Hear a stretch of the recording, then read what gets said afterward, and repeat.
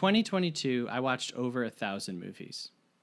It's definitely not something that I recommend, but it was a lot of fun, and I was able to catch up on some great directors.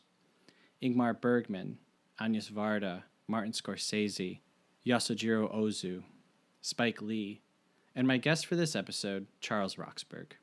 It might seem crazy to hear me list Roxburgh amongst the names of the greatest film directors of all time, but as I was going through all of these movies that have been on best of all time lists, movies that have won awards, inspired generations, it was Roxburgh's films that reminded me why I was watching all these movies in the first place. And they reminded me of why I love movies. Over the last 20 years, he's directed 13 feature-length films, with several more in active development. Roxburgh, along with a group of revolving participants and day one mainstays, create art and movies on their own terms, in their own way, sometimes in their own backyards. To some, the films appear alien or strange. To others, they have a secret vibration only picked up by a very specific sense of humor and adoration for all things independent. I'm one of those people who picks up on it, and I encourage everyone to seek out his films and maybe be inspired to make your own movie on your own terms. Here's my interview with Charlie. I hope you enjoy.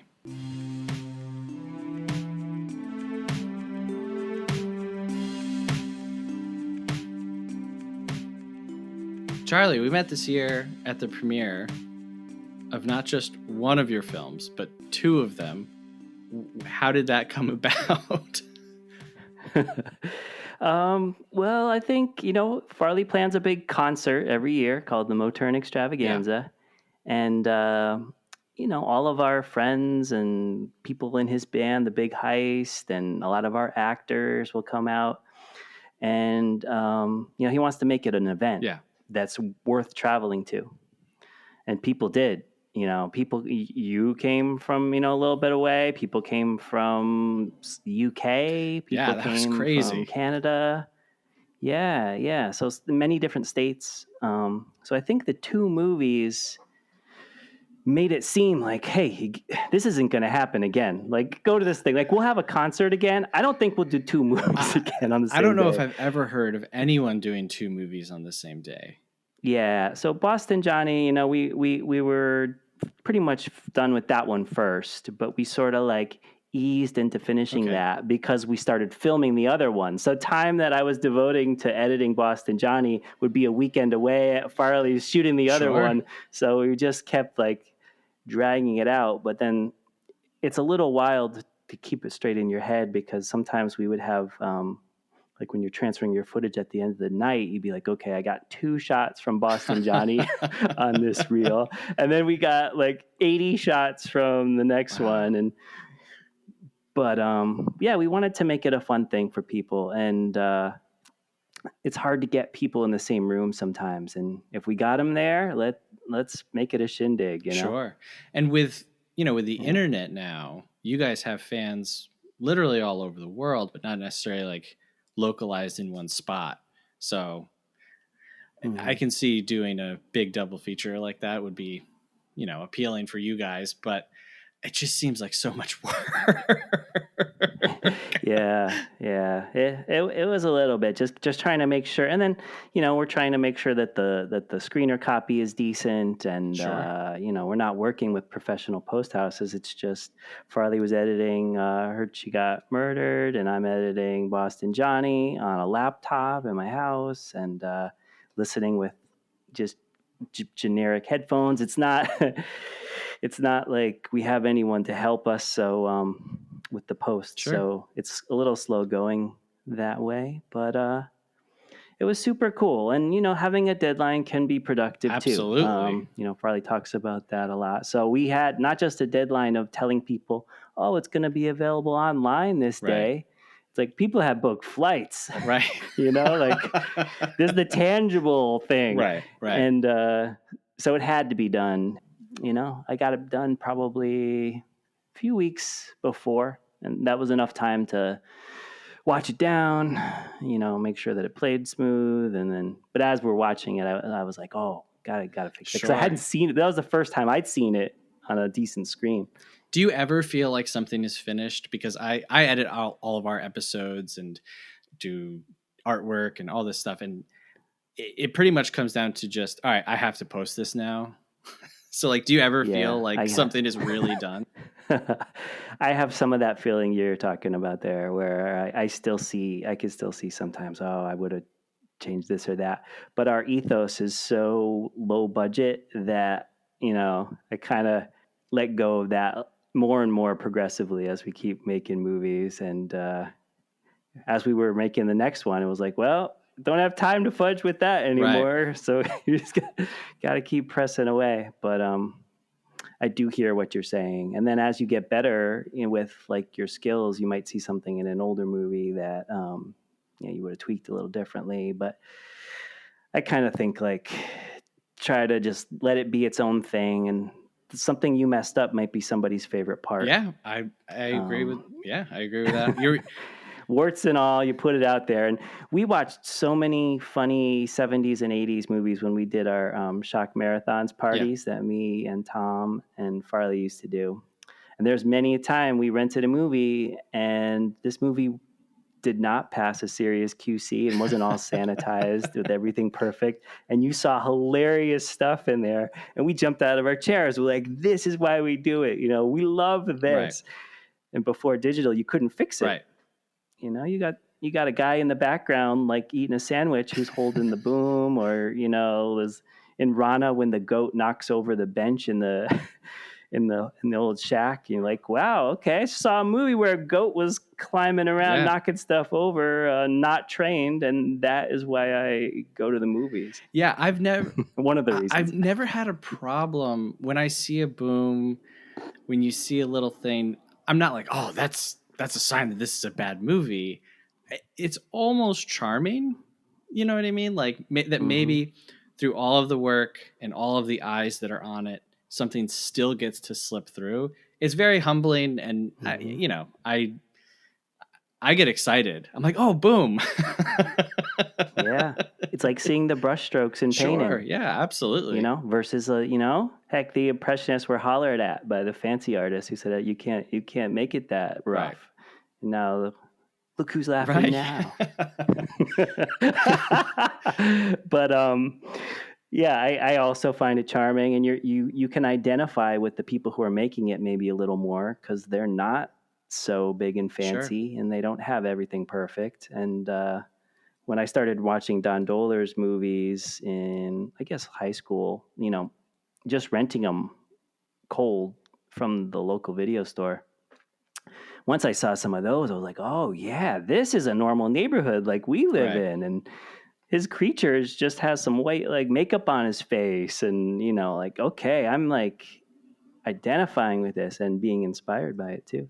That's one of the things that I really, really love about your films is it makes filmmaking feel accessible. I love watching Interstellar or Moulin Rouge or, the 10 Commandments or whatever. I still love those things. But when I watch, River Beast or my favorite, and I'm going to try very hard to not just talk about my favorite movies of yours, but my favorite is Metal Detector Maniac because the premise is it's so simple and it like kind of it lures you in, and then there's just fantastic payoffs. But the whole thing, you're watching it, you think, oh, I could do this.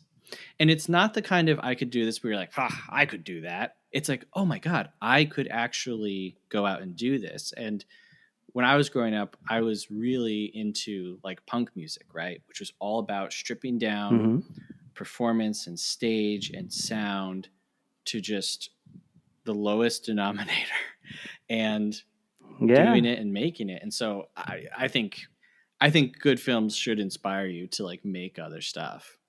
Yeah. And I think we tell our, the actors in our movie too, that like, hey, we're just making it, we'll give you 2 takes max, but not just kidding. We don't say that, but time is of the essence, and we'll just like don't be overwhelmed by the concept of movies and like the larger than life thing.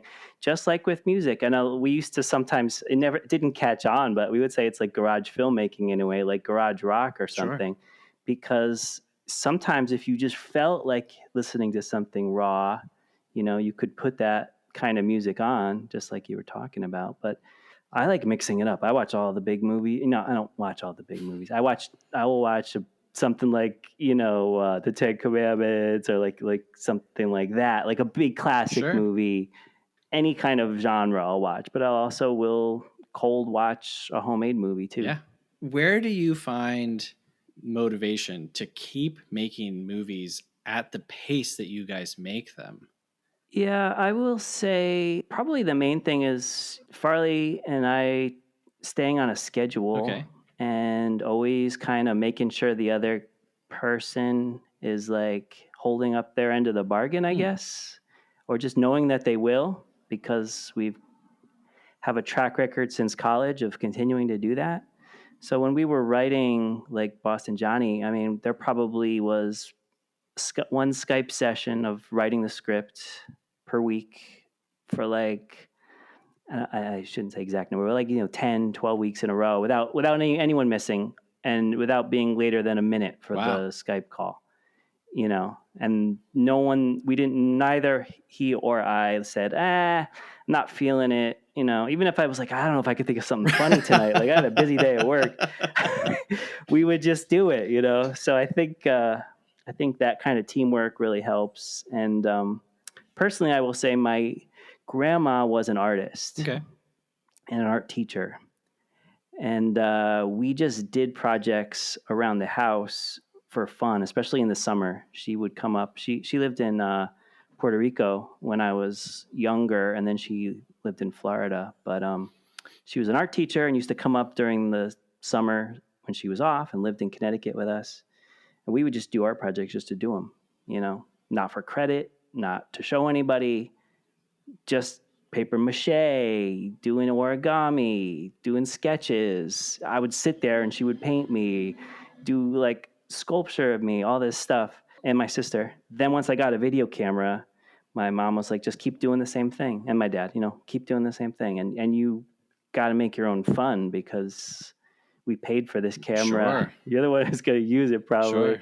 They got tired of using it. And, it's just like, well, you can never be bored. I think my mom would always say that, like, just don't be bored, and kind of kept rolling, with that. And so Farley and I did movies in college that were not, I mean, sometimes people would, they would only do the movie that was for their grade, Sure. like for their class. But we were like, well, we did we made a few other movies. Right. We made a few extra movies this year. So we would just make some and then just, show people for fun. But we wake up like 4, 5 a.m. sometimes on like a Saturday in college. We literally did pass people coming back from their night out while we would be going out with the camera. Wow. And then still now on the last movie, we had a call time when we filmed with Jay Mayo. It was 7:30 in Denver, in Mass, and I'm 3 hours away. Wake up at 3. Oh my goodness. 3:30 on my day off, after the work week. Sure. And arrived there for before 7:30 so that I could start to get the camera out and stuff. Jay Mayo flew across the country from Colorado, met us in a park, rented a car, stayed in a hotel, met us in a park. Me, him, and Farley filmed all those scenes when they were, sneaking around and stuff. Wild. But we all know each other is not going to let the other one down. So a lot of credit to Farley and Mayo for that. And also Tom, he's done a million things to be creative part of this movie. And there's times when he's, car's broken down, he's 5 hours away, and he like figures out how to work it out with his wife to like figure out babysitting and still come here. He's flown directly from Puerto Rico. Oh my goodness. Here and for River Beast. Like we picked him up at the airport and we filmed, and then he flew back. I think he didn't go home once for like a month when we were filming River Beast, because he had to do all these scenes. Then he had to fly back to Puerto Rico and do family stuff, and then he had to come back to New York. But yeah, I think teamwork is the thing, friendship and teamwork. So as long as everybody is still into doing it, you're like, well, we're doing it. It's great, yeah, and you keep the momentum going. I think anybody who works in movies will tell you momentum. It's the thing. You get a bunch of footage on a hard drive, and someone's not editing it. Mm. You know, I know people who had that. When I lived in California, there were some people I knew would be like, "Well, what's up with your movie? Like, I got to find someone to edit it," or it's like, I have to capture these tapes. Be like, well, they're not going to capture Sure. themselves. You gotta. So yeah, just keep the momentum going. So you had mentioned a few movies. What were some movies that got you hooked into like movies or inspired you to make movies beyond just getting the camera, like when you were younger? Yeah, definitely. I watched a lot of the big stuff, like Raiders and all the Star Wars, like Jaws, all those kind of things. So a lot of Spielberg when I was Mm-hmm. little. And as I got a little older, started to be able to watch like our own stuff from the video Mm-hmm. store. Watching maybe Evil Dead 2 for the first time, I would say blew my mind. Wow. Yeah. Absolutely blew my mind. I know our movies don't have a lot of wild camera work or anything, but when I had my public access TV show in high school, we used to definitely be influenced by Raimi shots a little bit. So that early Peter Jackson as Sure. well. Yeah. Trying to get our hands on Bad Taste and watch that like when no parents were going to watch that, see that we were watching something so wild. So yeah, those kind of wild movies where you just like, oh my gosh, it reminds me of how some people only listen to like the radio, Yeah. and then there's some people who know a whole other world of Yeah. bands. That's how like people who knew Evil Dead Sure. 2 or like a Bad Taste or something. It's completely off their Yeah. radar. They don't even think that you could make Yeah. something like that, or that things come out that aren't like in the local cinema all the Right. time. We watched a lot of comedies at my house when I was little. Steve Martin stuff, Three Amigos, I just watched Three a lot of Amigos for those. the first time like a few months ago, and I was like, oh, Oh, this is yeah. pretty great. I'm a big Martin Short fan. Oh, yeah. Uh huh. Huge Martin Yeah. Short Have fan. you ever Yeah. seen his film Clifford? I know all about Clifford, and I know and I haven't sat down and watched it all the way, but I love Yeah. Grodin, and I know all about it. I love his character. Did you ever see his when he played a Western hero, and it was like a black and white comedy sketch for his the guy who plays the triangle, No. Oh, Ed Grimley. Grimley show. Yeah. Yeah. Yeah. Grimley, yeah. There's a one like what if Ed Grimley were like in like a tough guy in a western? It's pretty cool. But I love Ed Oh Grimley. Oh yeah. my god, he's one of my all time favorite characters in any medium. I don't remember how Ed Grimley came into our house, if it was like on Mm-hmm. VHS or I have 5 older brothers. And so from the time I Uh, was a very young kid, I had all of their interests like influencing me. And so I'm not sure mm-hmm. if it was on TV at one point or not, but I just remember watching it and feeling like it was so like other and so different, kind of like you were saying with like Evil Dead, where it was like, what Yeah, is this? his movements is just like holy cow. And I got to put right along with that is Pee Wee. I think for Yeah, people, when absolutely. Pee Wee came out, our minds were blown. All the kids in the neighborhood, we were like, it's on repeat. We're quoting all the lines. Hugely influential, huge. So that I guess that would be something else. I'd say maybe Gremlins too. I watched Gremlins a lot when I was Hmm. little. With my family, funny enough, when my grandma was staying up in the summer, and they were really into like movies and art, my grandma and my mom, they would often tell me to pick the movie, or my Huh. mom would say like, pick something that everybody's gonna like. So in all honesty, I think that influenced me a lot to try to like find something that doesn't have too much swears in Sure. it, has some suspense maybe if it's like a North by Northwest or something. Like it's a classic movie. It's got stand up leads that people know, but it's not super troubling in any way. So we watched a lot of something like I'll say North by Northwest. entertained the whole room. My grandma was happy. My grandma wouldn't watch anything she wouldn't watch Star Wars or anything that had creatures in it. She's like, it's not for me. I'm not going to do it. So we had to find, yeah, my mom neither. My mom doesn't like it either. So, and my dad doesn't really watch movies that much. So it was a lot of finding something that was, quality, watchable, and not too troubling. And I was a big Beverly Hills Cop fan when I was a kid too. And I still am huge. And I think it was either second or third grade, we had to make a poster of like our favorite movie. My parents, like, they didn't really care, kind of let us watch anything. So I did a Beverly Hills Cop, like illustrated thing, like so clearly I was nowhere near rated R watching age yet. But love it. Love that movie. And still do. And been kind of fortunate, I feel like, where a lot of the things I liked back then, it's like, yeah, still into it.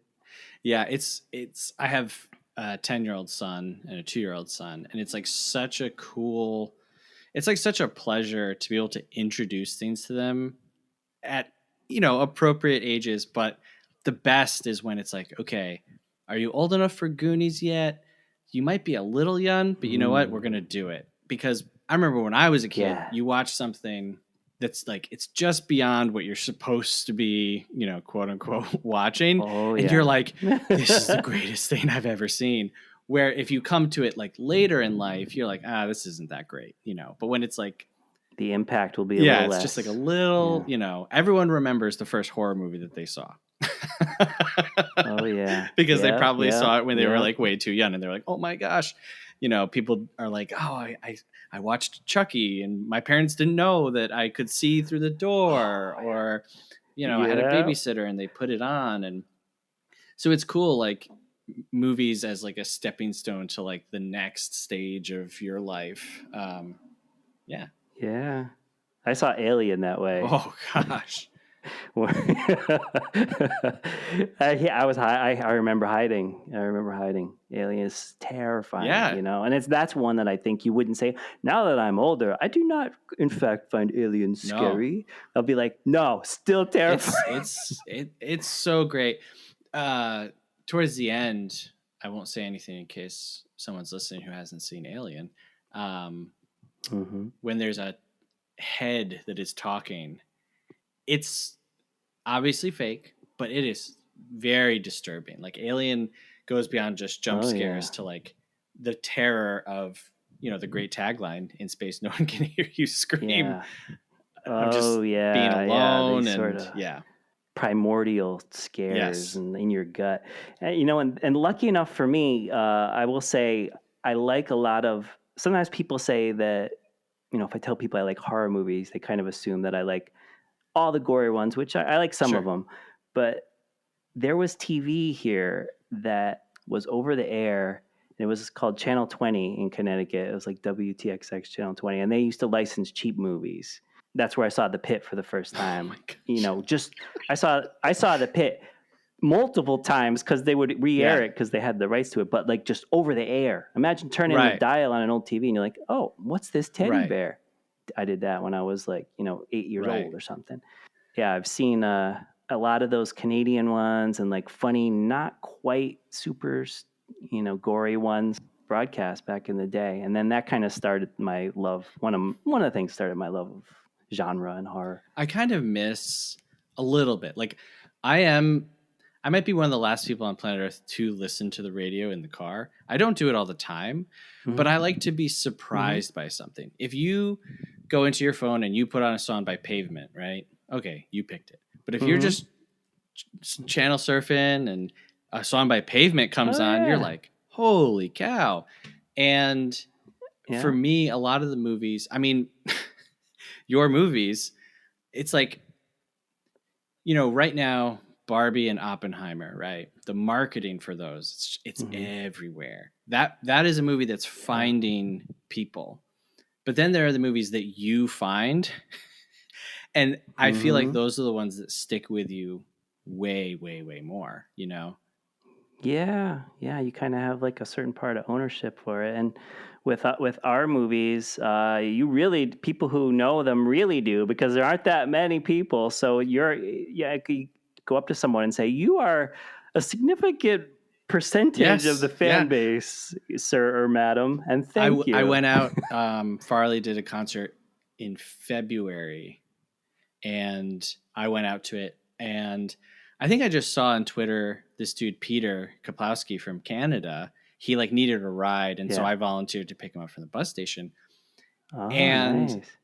I did it because it's like, of course, whatever. But I also was like, I need to talk to someone else about what is happening because it just feels it's so surreal, you know what I mean? And so, when like you were saying, Evil Dead 2, right? If you meet someone on the street who knows that, you're like, oh, great, we have this connection. But with your films, it's like, it's so cool to talk with other people who know them and enjoy them. And it's like, I feel like as fans of your stuff, we're much more into these movies. I'm much more into these movies than a lot of other movies that I watch.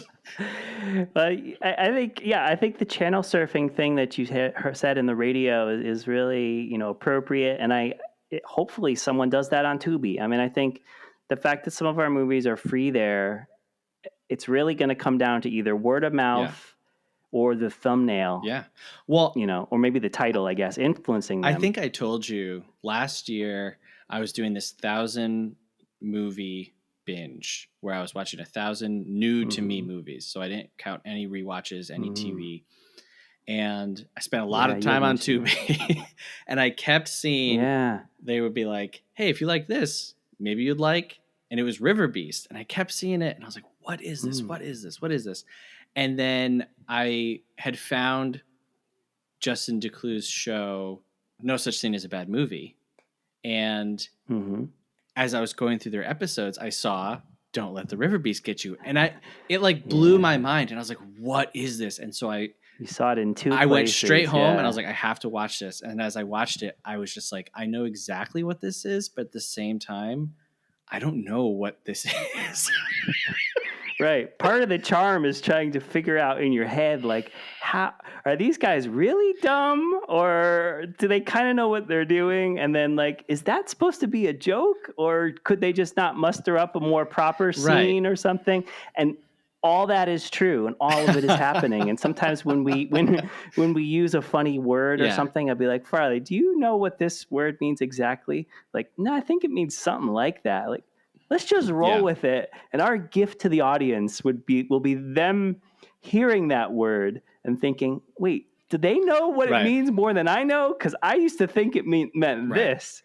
And I think that also we had a great experience when we played Druid Gladiator Clone at we don't really do film festivals as a rule. They don't accept us. No, we don't have the money to to submit to all these festivals. Or the time, I guess, it takes to do that. I'm just teasing festivals. They are nice people. But back in the day, we submitted to a few. And we submitted to a New Hampshire one. And luckily, they took Druid Gladiator, which was a leap of faith, mini DV movie. Dudes in capes, creatures, fighting, magic, all this stuff going on. And when the movie started, it was in this like opera house in New Hampshire, and Farley and I are in the back of the room, and there were two kids right in front of us, and it comes on and Farley looks up, and then like Kevin McGee's eyes glow red, this little introduction, and goes shocks, and like the lightning comes out, and this dude turned to his friend and goes, what the and Farley and I were like, yes, that's exactly what we wanted, because it was a lineup filled with normal movies, like, and they were all movies that you could in some way like get brownie points with a reporter for. It was all nothing silly or lighthearted. It was all something that was like you could get brownie points for it. I was like, this one, we're only going to get scorn, maybe some chuckles and maybe a little confusion, but we're doing it our way. And there's a part of the whole thing that it is very confusing because you don't know what is real and what's not real.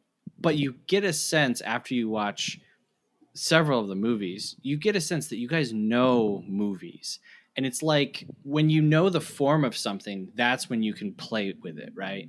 Like jazz, cooking. You can't just make something up if you don't know what temperatures kill somebody, right? And so right. it feels like with the stuff that you guys are making is Mm-hmm. it's not like you're watching a movie made by people who don't know movies. And a lot of times when I'm watching something that's just bad, I'll say to myself, haven't they ever seen a movie before? Like, don't they know Yeah. X, Y, and Z? And when you watch your guys' stuff, there's none of that. Like, I know, yeah. Anyway, it's very I would say, interesting. yeah. Also, I've watched movies and be like, don't you have empathy for the audience with what you're giving me right now? You know, like, so even though we don't have any budget, we have gone well out of our way many a time to just say, you know what, this scene in one place, it's a little boring or it's going to be too long. We're going to split it up. Half of it's going to be here. Half of it we're driving across town to this scenic hill or something. And in almost all the movies, that meant driving to a park and hiking up a hill with the camera and, you know, insane amounts of just physical exertion and dirt and carrying monster costumes into the woods. And like that whole thing, you know, you're going like, you know, many times I would fly across country, then I'm sleeping on Farley's couch or ground, and then we're going into the woods and filming all day in like the summer or something, and then sleeping 5 hours, and then 6 hours, and then like the next day, like you go so far away from your comfort zone, Right. that it's like, it's wild, you know, but that's kind of sort of what you got to do with movies sometimes. And even on big budgets, they do have to really push themselves. Sure. You know? So like one of the things, and you don't have to answer this, I don't know how much, you know, with Farley, you know everything because he's tweeting all day. He's doing like live streams. Right. Everything is out in the open, right? And yeah, that's just part of the thing, right? That's part of the bit. Sure. What I've always been curious about is like, is there an attitude or an ideology or a principle behind what you guys are doing? Like you said, I don't think you're necessarily making films to upset reporters at a film festival. You know, it doesn't feel like a middle finger. You know what I mean? It doesn't feel like we're bucking the system and we're bucking trends just to do it, and we're angry. It doesn't feel like that at all. So like, I don't know. I don't even know if that's like a full question, but yeah. Well, I would say a lot of times when we're writing it, the ethos or the idea would be like, wouldn't it be wild if, or I wish I could see a movie where this would happen. I wish I saw when we were working on Manch Vegas. I was like, you know what? I've seen too many Scooby-Doos where they say there's going to be monsters, and then it turns out that they're not really monsters, and I'm disappointed. Yeah. We're going monster, you know? And that, I guess that's kind of like righting the wrongs of the movies you didn't like. And also, when we watched so many horror movies, when we did our shock things, there were many times where I was like, you know, we would make notes and review them and just be like, well, who's the character that I'm like following here? Why don't they just try to like let us get to know people a little bit more? And like, so, you know, we try to have, you know, fun characters and stuff that maybe is a little bit more engaging than your average, you know, horror movie. And even though they aren't really horror movies, it's kind of half the joke that they're like packaged as a horror movie sometimes. Yeah, I mean, it's like no one is giving us notes. Right. Is probably the long and short of it. And it's not workshopped. It's it's like, wouldn't it be funny if this happened? And they're like, yes, let's do it. And then let's edit it and let's, you know, strike while the iron's hot, because making movies is hard and it's never going to be all perfect. Sure. There's some things in the movies that, as someone who watches a lot of movies, right, you get the 3-act structure, right? And you see it. You see it over and over, and movies can become so predictable.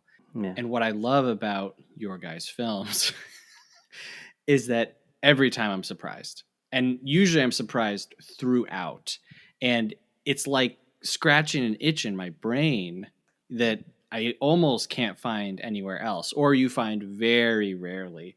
Just, you know, the flashing red light from River Beast, the whole idea of Sensefoot, like The little detour of Farley getting upset about locksmith conspiracies, like, Yeah. and so yeah, so I appreciate what you guys do, and I can Yeah, see well, all the thank you. Well, work. we're in the same boat as you. We're in the same boat as you, man. I mean, we're thinking like, well, seen a lot of movies.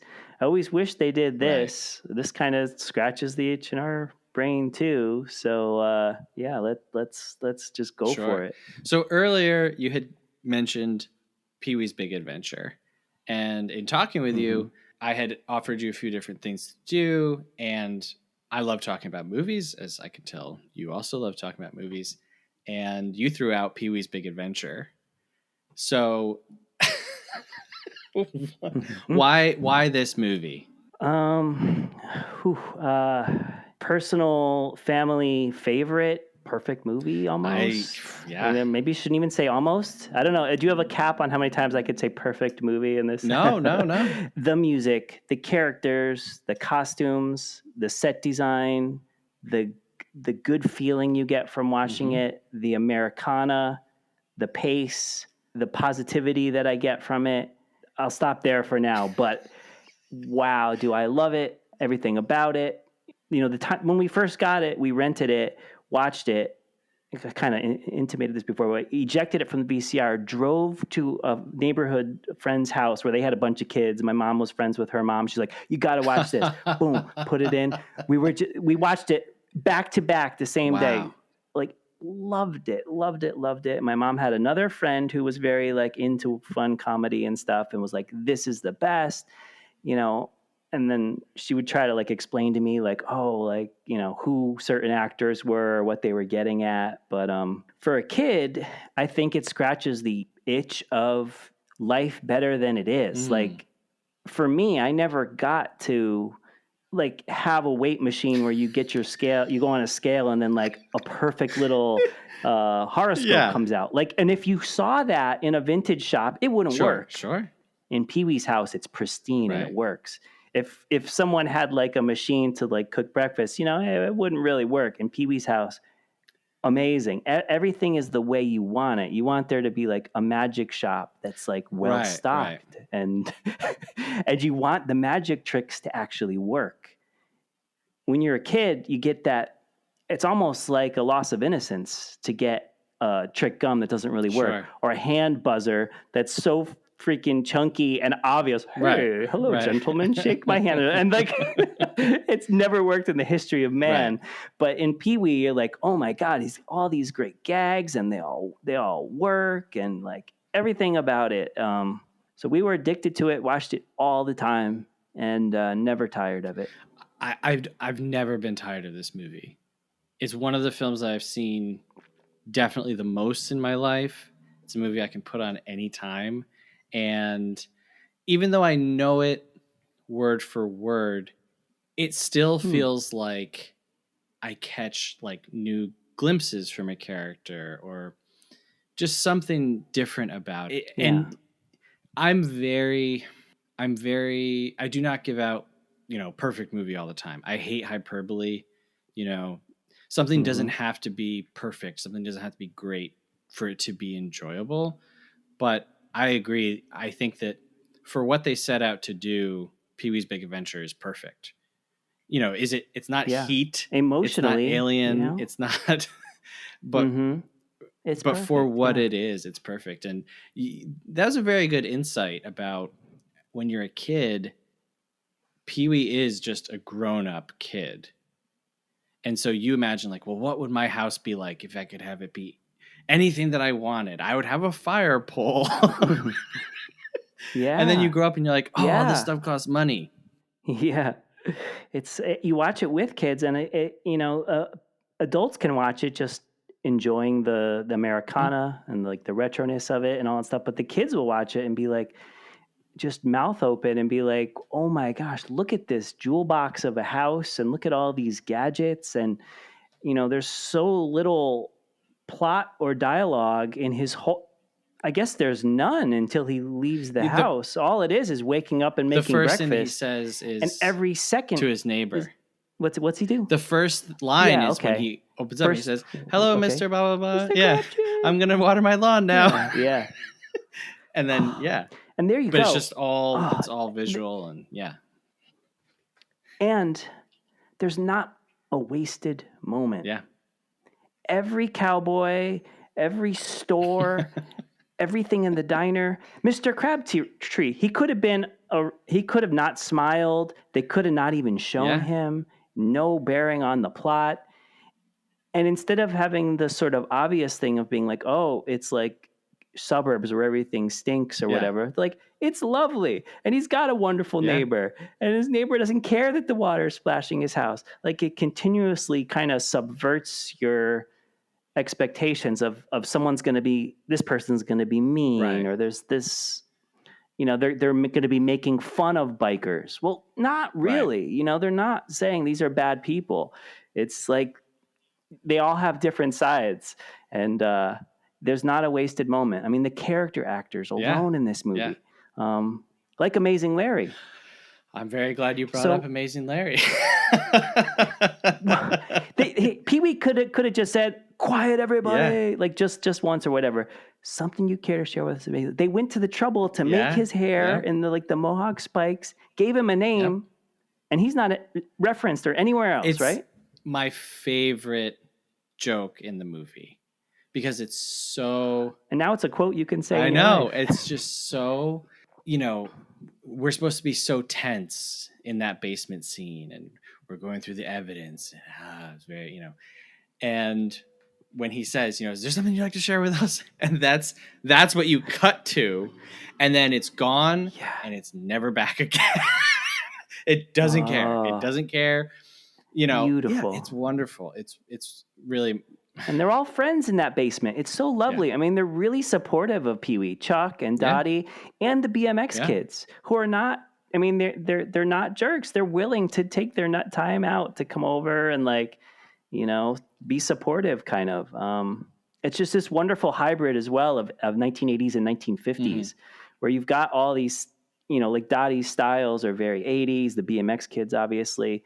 And then you got the vintage Schwinn and Pee-wee's house, obviously. And they are like seamless how they kind of go together. So it balances that stuff so well. A miracle. Would you say that you enjoy absurdist humor more than just witty dialogue?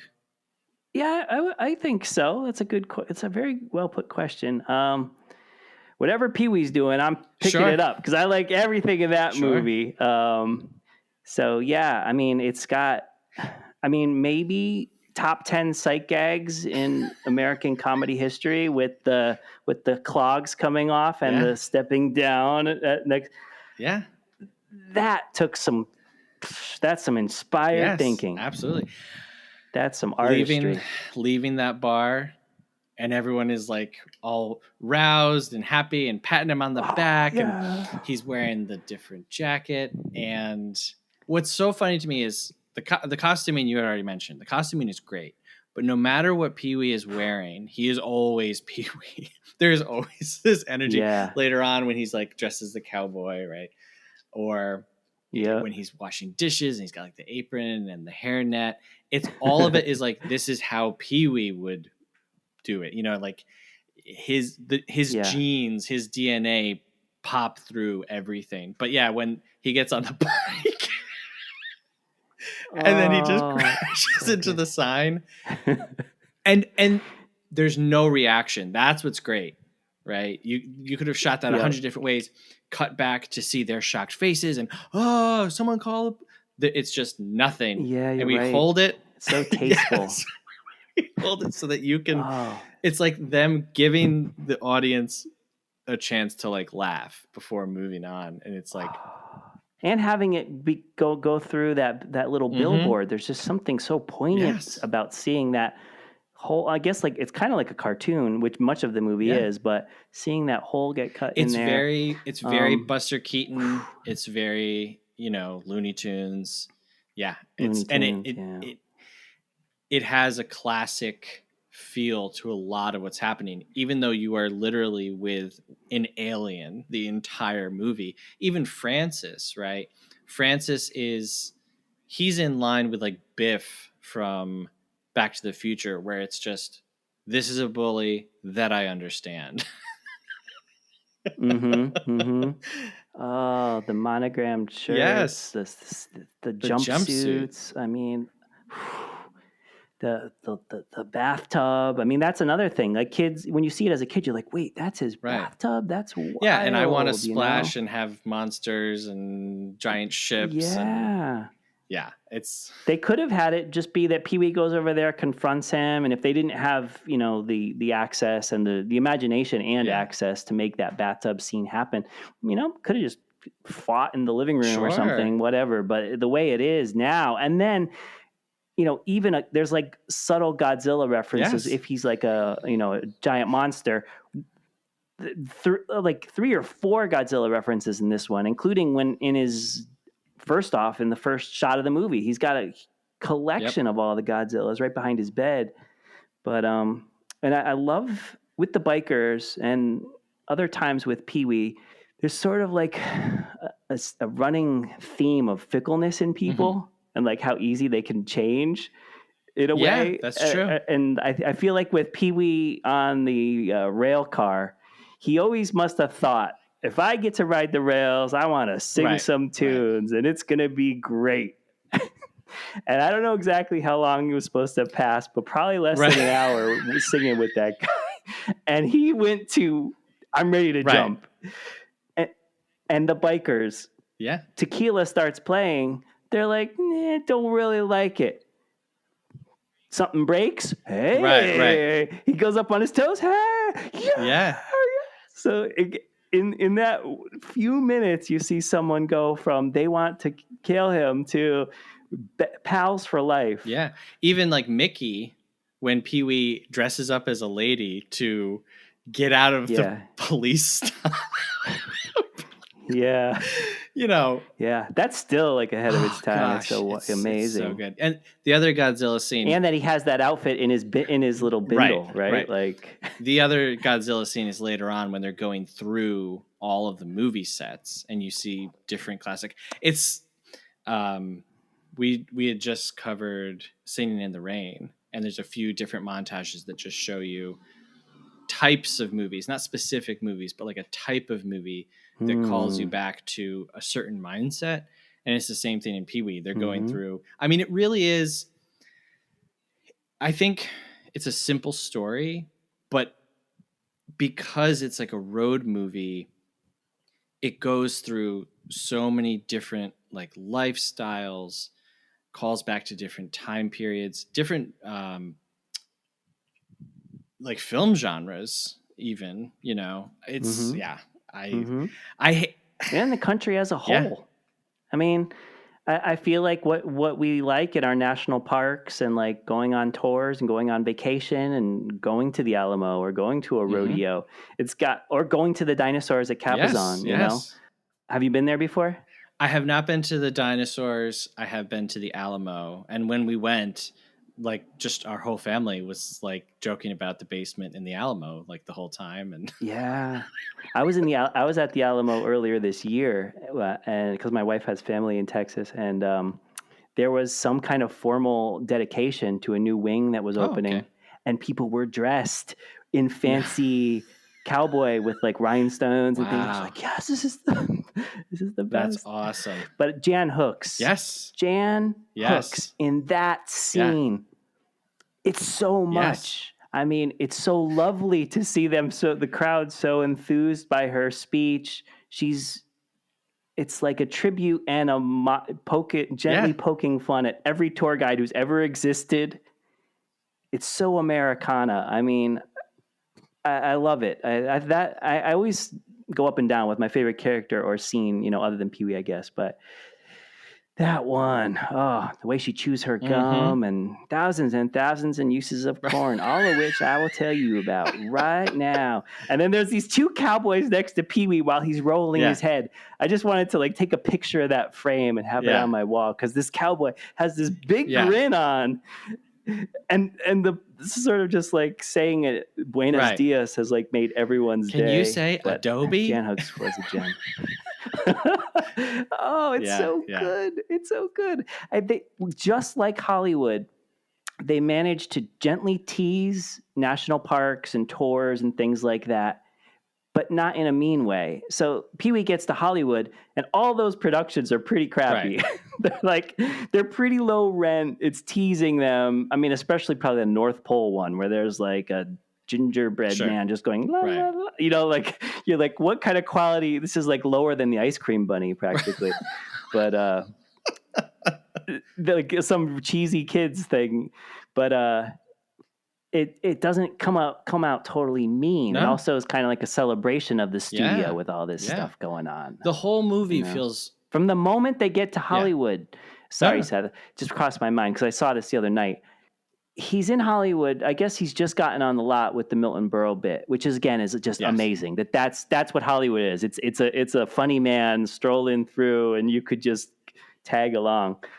But when he asks those knights, and the one knight has the high voice, and then the other knight has the low voice, it's like that one scene is, here's what Hollywood is. It's artifice, and it's like they did it in the first 4 seconds of his being on the lot. You know, and it's brilliant, and it's just funny, and it's not like mean spirit. It's just like, you know, it looks like it's all a big show.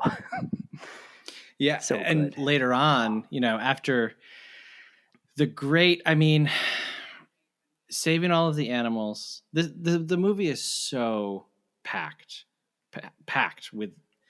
It's almost like, is this movie 3 hours long? You know what I mean? I know. After, you know, everything comes around and they decide to make a movie out of his life, and he has the great scene, you know, Herman paging Mr. Herman, and they swap out his voice, and we end at a drive-in. All the characters throughout the whole movie are there. There's like little jokes and callbacks to all different things, and he bring a tear to leaves it behind. You know what I mean? He's not like, all right, now let's, you know, on with the show. He just says, yep. He says, I don't need to watch it. I lived it. And it's like, put it in the museum. Last lines. It's, and then, and it really does get a little, I don't want to say emotional, but like sentimental with watching just their silhouettes, you know, riding their bikes across, you know, the shadow on the screen. Sure. And it's like, what is this? Like, this is not your normal zany, weird, you know, goofy comedy. It's so high above all of that. And we get the great, you know, Tim Burton's first film.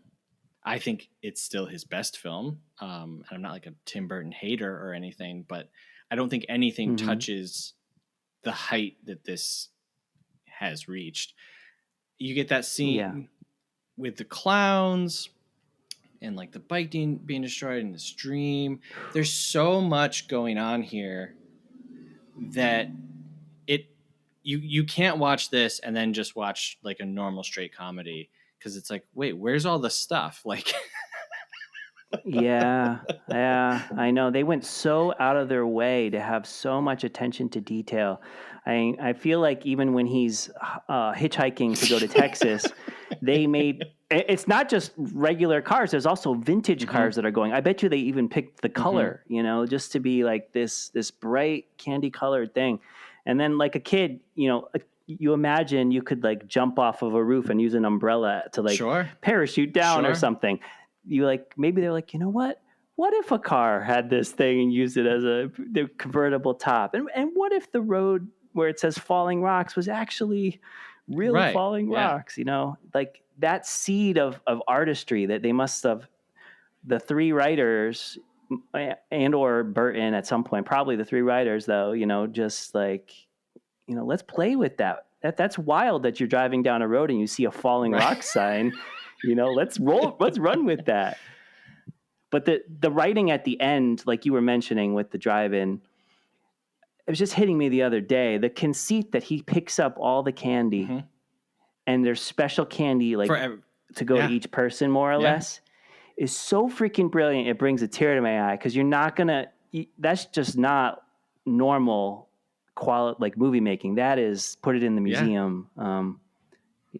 So perfect the way that everybody is there and that getting their treats and unbelievable. And then Simone has come back, and it's like it's exactly how you want a French couple to be, and it's exactly how you want the rail riding fellas to be. And the prison decides to let Mickey get on a special prison bus, hire a guard to watch him, and he's got the little speaker, the cable that is going all the way up to the level of his window so he could hear the movie.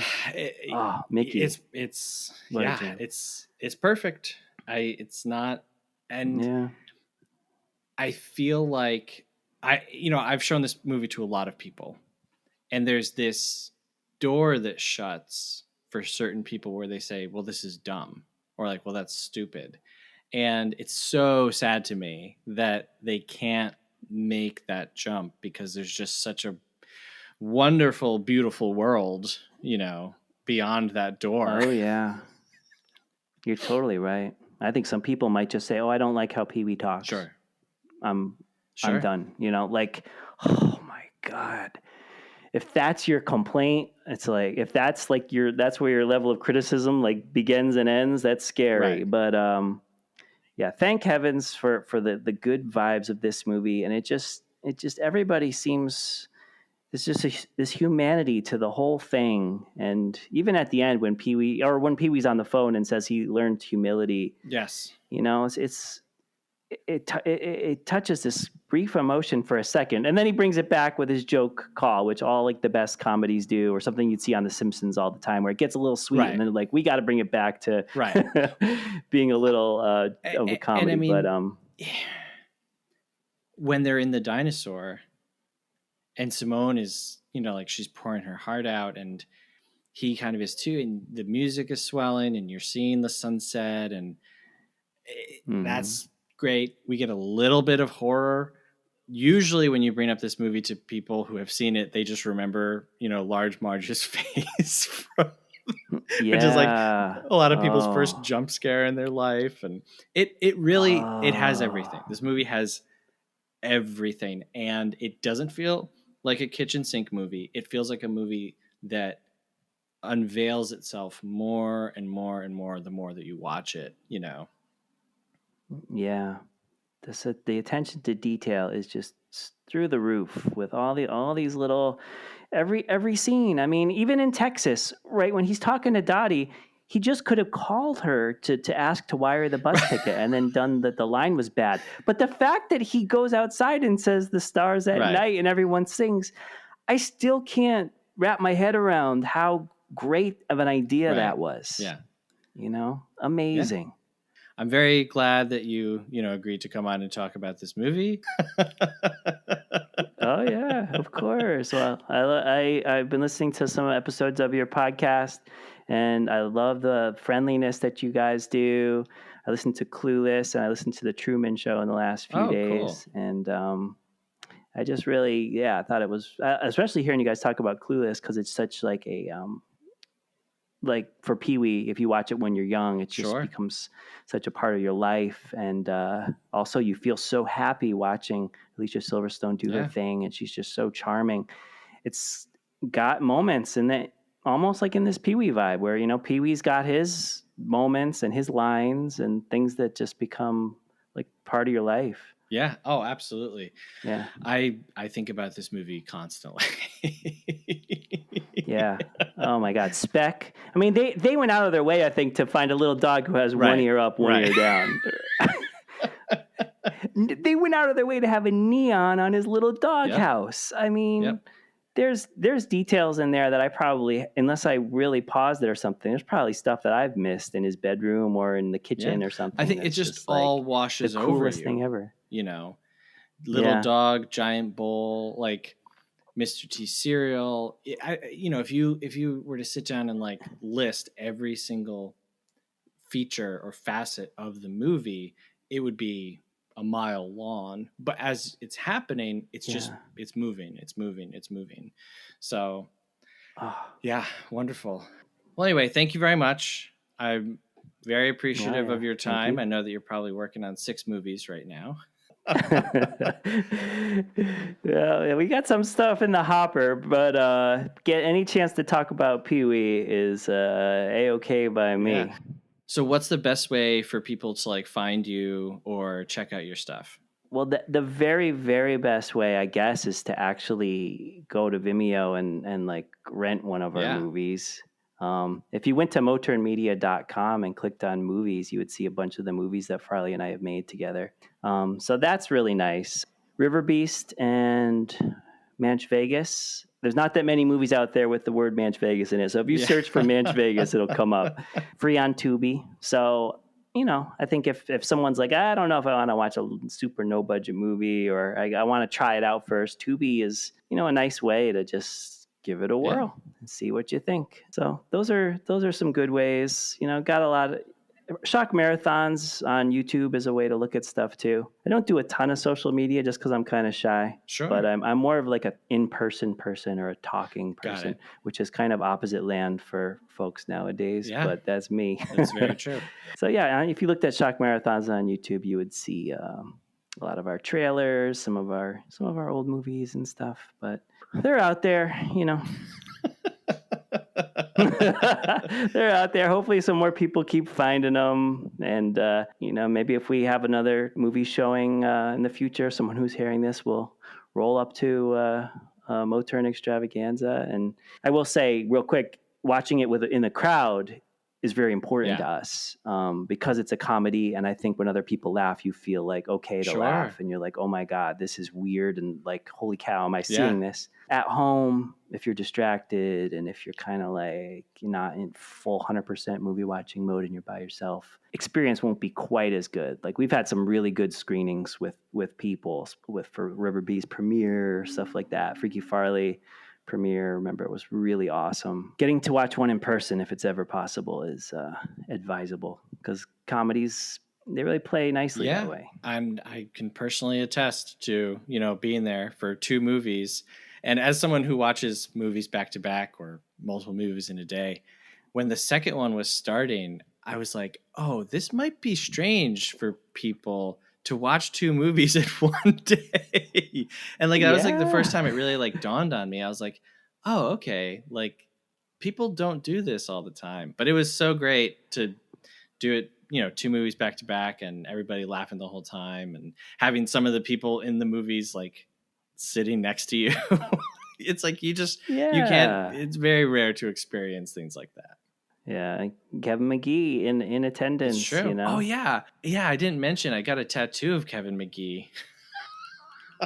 Well, yeah, I mean that was something of a sensation at the event. A lot of people were like, "That's awesome! Props to you, Seth." So that's a lovely thing, and he's such a charismatic, fun guy. And I usually tell people, just imagine trying to convince someone to be in a movie, and then like showing up at their house with a camera on like a Saturday morning, and like. There's not a set. There's not assistant directors. There's not a trailer. It's just like, okay, we're here now. Like, let's just make a scene. Yeah. Like wrapping your head around that part of it. So like props to Kevin McGee or some of the other people who are busy in their lives and they got stuff going on. And, you're like, come out in your yard and just get into character and we're doing a scene and it's not your job. It's not something that we're doing Monday to Friday that we're getting paid for. That's like, official. It's a family and friends art project. Right. I'm all for it. I'm here for it. Hey, thanks, man. I really appreciate it. And again, appreciate all your work. And look forward to talking again. All right. Appreciate you. Peace. All right. Thanks, man. Thank you, Charlie. Have a good one. All right, well, that was the interview with Charlie Roxburgh. Like he said, go to Motern Media. That's MOTERN media.com. Click on the menu and go to movies. You can check out where to find their various films. I highly recommend starting with Don't Let the River Beast Get Ya. Thanks for listening to this episode. We'd love to hear from you. Send us an email at moviefriendspodcast@gmail.com. You can find us on Twitter, Movie Friends Pod, or Instagram, Movie Friends Podcast. Same name at YouTube, And you can check us out at our home on the web, moviefriendspodcast.com. Until next week, when we're talking about Police Story, directed by Jackie Chan. Thanks for listening. Have a good one. Movie Friends is produced by Seth Vargas and Michelle Rubenstein. Music by Anthony Vicora. If you like the show, please subscribe and give us a rating. It really helps us find new friends. Thanks!